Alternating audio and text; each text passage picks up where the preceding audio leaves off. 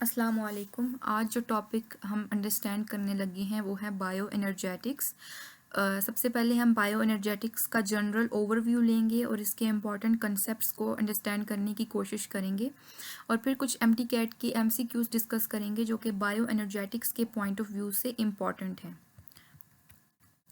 अगर हम bio energetics के कॉन्सेप्ट को अंडरस्टैंड करने की कोशिश करें तो it is basically the transformation of energy in organisms के एनर्जी कैसे ट्रांसफॉर्म हो रही होती है या कैसे फॉर्म हो रही होती है लिविंग ऑर्गेनिजम्स में और कैसे उस एनर्जी को लिविंग ऑर्गेनिजम्स यूटिलाइज करते हैं। वो सारी चीज़ें जो हैं वो बायो एनर्जेटिक्स के अम्ब्रेला के अंडर स्टडी की जाती हैं। अब इस एनर्जी का कोई ना कोई अल्टीमेट या प्राइमरी सोर्स भी होगा, तो सन जो है वो इस एनर्जी का प्राइमरी सोर्स एक्ट करता है और इस सन की एनर्जी को ऑटोट्रॉफ्स यूज़ करते हैं। ऑटोट्रॉफ्स वो ऑर्गेनिजम्स हैं जो कि अपना फूड खुद प्रिपेयर कर सकते हैं। ये ऑर्गेनिजम्स इस लाइट एनर्जी को जो कि सूरज से मिलती है उसको केमिकल एनर्जी में कन्वर्ट कर देते हैं during the process of photosynthesis. और फिर इस केमिकल एनर्जी को प्लांट्स बजाते खुद और एनिमल्स यूटिलाइज करते हैं to convert it into the mechanical energy and heat energy during respiration.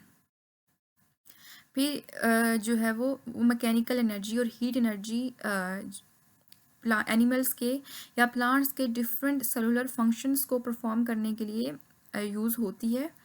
और इससे साबित हुआ कि जो बायो एनर्जेटिक्स है उसके दो मेन कॉन्सेप्ट्स हैं, फोटोसिंथेसिस और रिस्पायरेशन।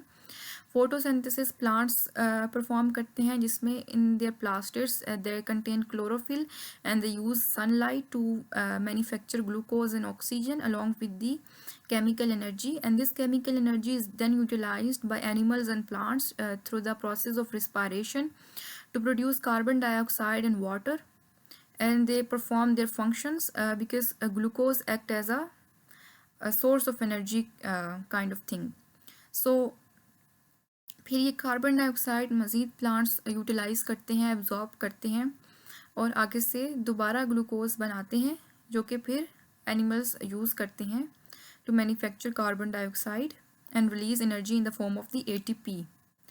तो फिर ये प्रोसेस जो है वो चलता रहता है। अब दो इम्पॉर्टेंट चीज़ें हैं, ऑक्सीडेशन और रिडक्शन, जो कि फोटोसिंथेसिस और रिस्पायरेशन के रिएक्शंस में इन्वॉल्व होती हैं। Oxidation is basically loss of hydrogen और electron and reduction is the gain of hydrogen और electron. So during photosynthesis the water act as the electron donor and leads to the formation of oxygen and along with the glucose. ये जो photosynthesis का process है ये basically oxidation का process है और जो रिस्पायरेशन है it is totally opposite of photosynthesis. यहाँ पर जो फोटोसिंथेसिस के प्रोडक्ट्स होते हैं वो एज अ रिएक्टेंट काम करते हैं और इलेक्ट्रॉन जो है वो वाटर इलेक्ट्रॉन डोनेट हो रहा होता है और water as a electron acceptor काम करता है यहाँ पर during the process of respiration. Oxidation reduction processes जो हैं वो फोटोसिंथेसिस और रिस्पायरेशन दोनों में हो रहे होते हैं। फोटोसिंथेसिस में ऑक्सीडेशन होती है, रिस्पायरेशन में रिडक्शन होती है, तभी जो है वो वाटर फॉर्मेशन होती है हमारे पास। अब अगर हम एटीपी के कंसेप्ट को समझने की कोशिश करें तो ATP is energy currency. ATP की फॉर्मेशन तब होती है जब ग्लूकोज हमारे पास फर्दर प्रोसेस होता है during the process of respiration. ATP stores the energy, it is the chemical energy, and the breakdown of ATP release the energy which is used by the living organisms then.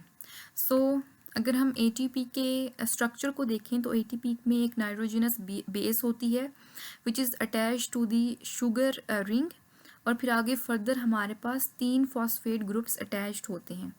अब इन phosphate groups के दरमियान जो bonds होते हैं ये high energy bonds होते हैं, specially this bond which is the very high energy bond, और इसी बॉन्ड की ब्रेकडाउन की वजह से हमारे पास एनर्जी रिलीज़ होती है। अब जब ये फॉस्फेट ग्रुप यहाँ से डिटैच हो जाता है तो एनर्जी रिलीज होती है, तो ATP is converted into the ADP which is adenosine diphosphate, क्योंकि यहाँ पर 2 फॉस्फेट के ग्रुप्स अटैच हैं। अगर हम सिंथेसिस ऑफ ATP को देखें तो ATP की सिंथेसिस होती है when ADP reacts with the phosphate group, और इस प्रोसेस के नतीजे में एनर्जी एब्जॉर्ब होती है और एटीपी बनता है। And when ATP in the presence of water forms the releases the energy, तो इस प्रोसेस को हम एक्सोजेनिक प्रोसेस कहते हैं। और एनर्जी जब रिलीज़ हो जाती है तो फॉस्फेट ग्रुप जो है वो रिमूव हो जाता है और एडीपी बन जाता है, और फिर इस तरह से ये प्रोसेस जो है वो कंटिन्यू रहता है और एनर्जी प्रोड्यूस होती रहती है जो कि लिविंग ऑर्गेनिजम्स फिर यूटिलाइज करते हैं। ये प्रोसेस जो है वो रिस्पायरेशन में होता है। और एटीपी जो है, जब हम बात कर रहे थे कि केमिकल एनर्जी में कन्वर्ट करता है प्लांट, तो वो बेसिकली ग्लूकोज में कन्वर्ट करता है एनर्जी को, और ग्लूकोज की फिर बाकी ब्रेकडाउन से एटीपी प्रोड्यूस होता है, और ATP as a energy currency काम कर रहा होता है कि एनर्जी को स्टोर करता है और इसकी आगे से ब्रेकडाउन से फिर एनर्जी रिलीज होती है।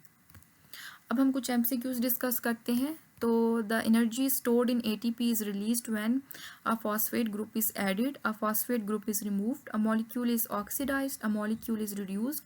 सो इसका करेक्ट आंसर होगा a phosphate group is removed, कि जब फॉस्फेट ग्रुप रिमूव होता है तो तभी एनर्जी जो है वो एटीपी में से जो स्टोर हुई होती है वो रिलीज हो जाती है।